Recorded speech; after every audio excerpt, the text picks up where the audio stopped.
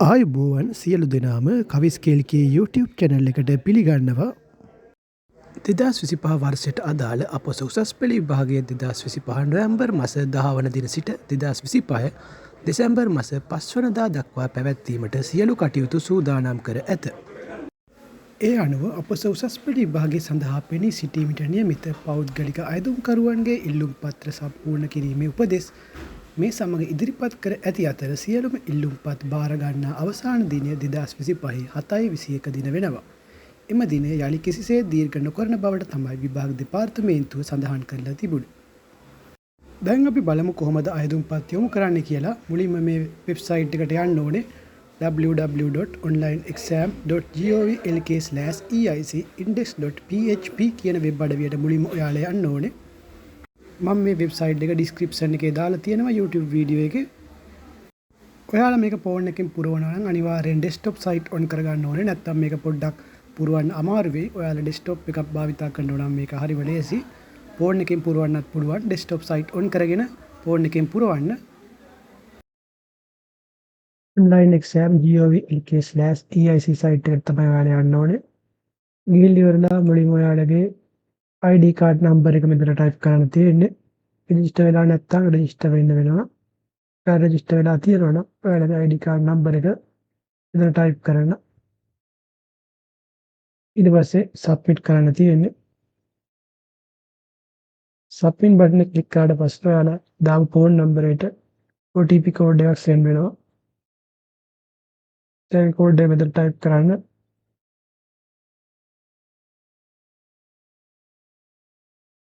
ඊට පස්සේ login to your account දෙන්න තියෙන්නේ. වෙල්කම් කියලා වගේ මම වැටෙනවා. මෙතන තියෙනවා GCE A level examination 2025 කියලා. මෙතනින් තමයි A level වලට apply කරන්න තියෙන්නේ. මුලින්ම මේ instruction කියන එක ක්ලික් කරන්න.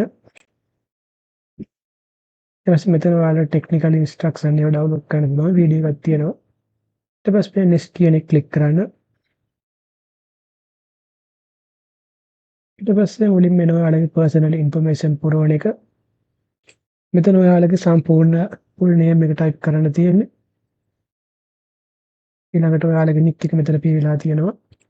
ඊළඟ date of birth එක දාන්න තියෙනවා. මෙතන ඔයාලගේ gender එක male ද female ද කියලා. මෙතන ඔයාලගේ email එක හරියට type කරන්න මෙතන.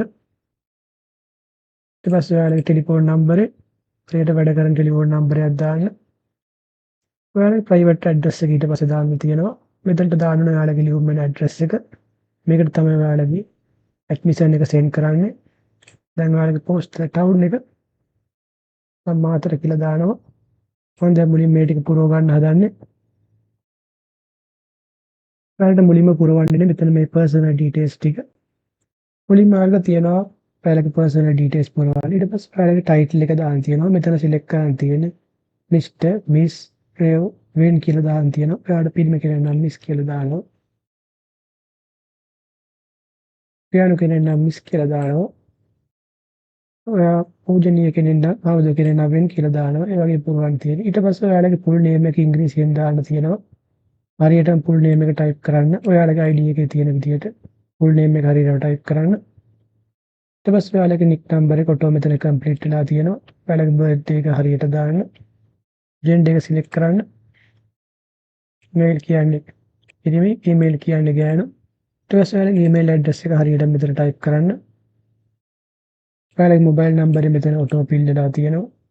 තව number එකක් දාන්න පුළුවන්. ගෙදර number එක හරියට ඒක දාන්න. ඔයාලගේ private address එක තමයි ඊළඟට fill කරන්න තියෙන්නේ.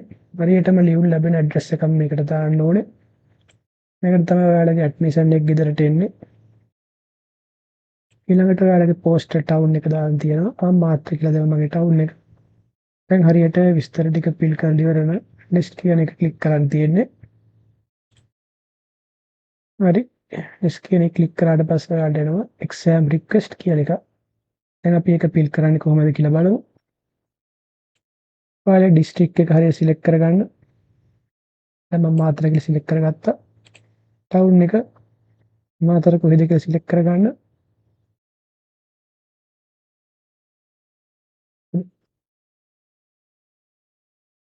මම මාතර වැලිගම. දැන් ඔයාලගේ අටෙන්ඩ් නම්බර් එක හරියට සිලෙක්ට් කරගන්න. ඔයාලා කීවෙනි පාරද අටෙන්ඩ් කරන්න කියලා. වගේ මේක සෙකන්ඩ් සයි එක. ඒ නිසා මම සෙකන්ඩ් සයි කියලා අටෙන්ඩ් නම්බර් එක හරියට සිලෙක්ට් කරගන්නවා. දැන් ඔයාලට විශේෂ අවශ්‍යතා තියෙනවද කියලා අහලා තියෙනවා. තියෙනවා නම් yes කියලා දාන්න තියෙනවා. ඊට පස්සේ ඒක ඔයාලට විස්තර කරන්න තියෙනවා. මොකද්ද ඔයාලගේ විශේෂ අවශ්‍යතාවය කියලා. හරියට ඒක විස්තර කරලා දාන්න තියෙන්නේ. ඔයාලට විශේෂ අවශ්‍යතාවයක් නැත්තම් මේක no කියලා දෙන්න. එතකොට ඒක වැටෙන්නේ නැහැ. ඊට next click කරන්න. දැන් මේකේ වැදගත් කොටසක් තමයි අවිල්ලා තියෙන්නේ. හරියට subject එක select කරගන්න කොටසට මුලින්ම ඔයාලගේ මාධ්‍ය select කරගන්න. සිංහල මාධ්‍යම select කරගන්න. ඊට subject එක select කරගන්න බලන්න. ICT තියෙනවා information and communication technology. මගේ subject එක select කරගන්නවා. මගේ දෙවෙනි subject එක මම select කරගන්නවා.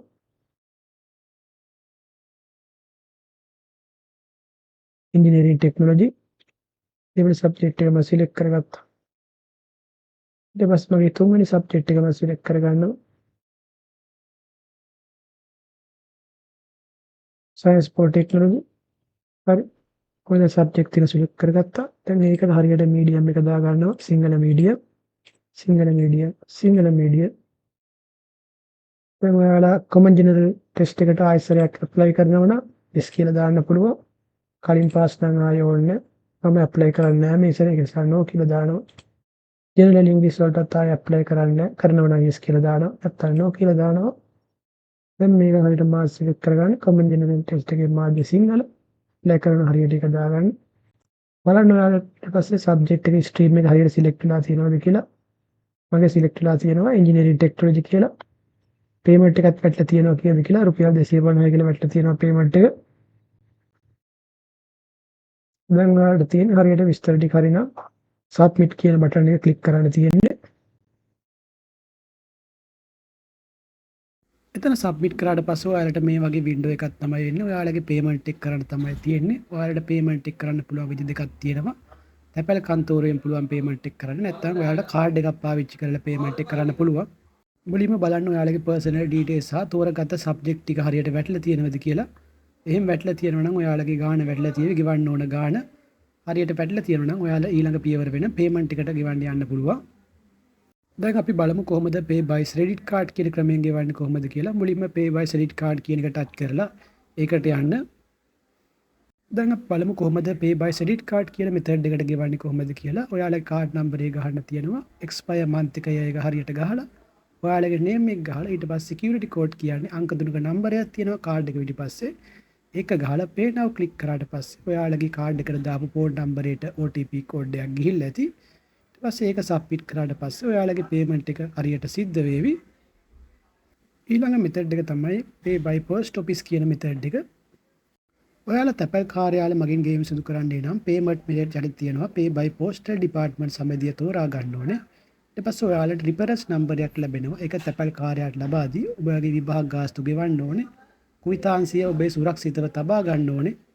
ඔයාලට මේ වගේ reference number එකක් වැටේවි. ඒක තැපැල් කන්තෝරුවට දීලා ඔයාලට payment එක කරගන්න පුළුවන්. මේකත් හරිම ලේසි. ඔයාලට දෙන receipt එක ඔයාලගේ ළඟ තියාගන්න payment එක verify කරගන්න හදිසිය ඕන වුණොත් ඊට පස්සේ ආයෙ site එකට log වෙලා බලන්න ඔයාලගේ payment එක successful වෙලා ඇති. දැන් ඔයාලට site එකට log වෙලා ආයෙ සැරයක් A level apply කරන තැනින් මෙතනට එන්න පුළුවන්. ඊට පස්සේ payment එක successful වෙලා නම් ඔයාලගේ application එක download කරගන්න අනිවාර්යෙන්. download කරගෙන මුද්‍රිත පිටපතක් අරගෙන ඔයාලගේ ගාව application එක ළඟ තියාගන්න. apply කරපු එක තහවුරු කරගන්න ඕන වුණොත් මේ වගේ PDF එකක් download කරගන්න පුළුවන්. ඊට පස්සේ ඔයාලා ඒක print කරලා ළඟ තියාගන්න. මේක තමයි A level apply කරන විදිය. ඔයාලට මොකක් හරි ප්‍රශ්නයක් තිබුණොත් යටින් comment එකක් දාලා අහන්න. ඔයාලට මේ නම්බර් භාවිතා කරලා විභාග දෙපාර්තමේන්තුව සම්බන්ධ කරගන්න පුළුවන්.